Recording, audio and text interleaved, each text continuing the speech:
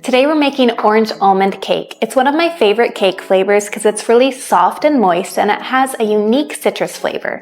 And you might be surprised at the ingredient we're using to get that strong but natural orange flavor. So let's get started. This cake uses the reverse creaming method, which is one of my favorite mixing methods to make a super soft textured cake. Once you try it, I think you'll be hooked. First, we'll sift together our dry ingredients of flour, instant clear gel, sugar, baking soda, baking powder, and salt. Instant clear gel is my secret baking ingredient to keep cakes extra moist. I've linked more details about it in the video description. You can sift these directly into the bowl of a stand mixer, then whisk them together, or you can use a handheld mixer.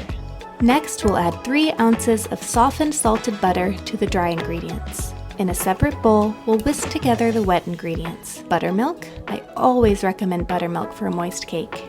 Thawed orange juice concentrate, vanilla extract, and almond extract.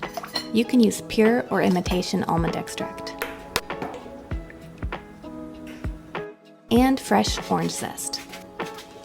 The undiluted thawed orange juice concentrate is our secret to that natural tasting, strong orange flavor.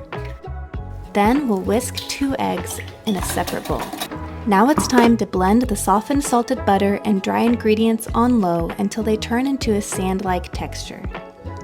By coating the dry ingredients with fat, it prevents over-gluten formation in the cake and creates a very tender cake. Once we have that sandy texture, we'll pour in the wet ingredients on low until well blended.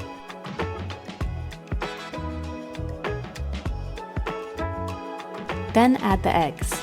Always scrape the bowl really well to make sure everything is incorporated, then blend it on high for 1 minute. Now the batter is ready to pour into a 1/4 sheet pan. You can also double the recipe and use a 1/2 sheet pan.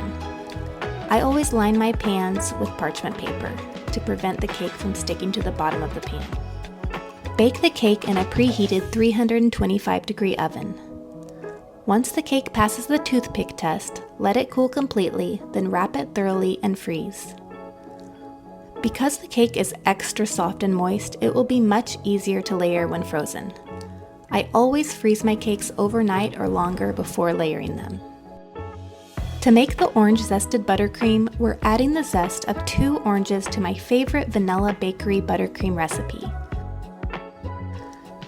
It has cream cheese, salted butter, a little butter-flavored shortening for fluffiness, pure vanilla extract, and almond extract. Blend these ingredients on high until creamy and fluffy. We're using the cut and stack method to layer this cake, so I'm going to cut out the cake with a 6-inch round cake ring. If you double the recipe, you can use an 8-inch cake ring for an 8-inch cake. I'll link to more details on how to layer a cake this way below. We're filling the cake with about 1/4 inch of that delicious orange zested buttercream. Now it's time to decorate. I always recommend doing a crumb coat and letting the cake set up in the freezer for 10 minutes. Then we'll add our final coat of buttercream.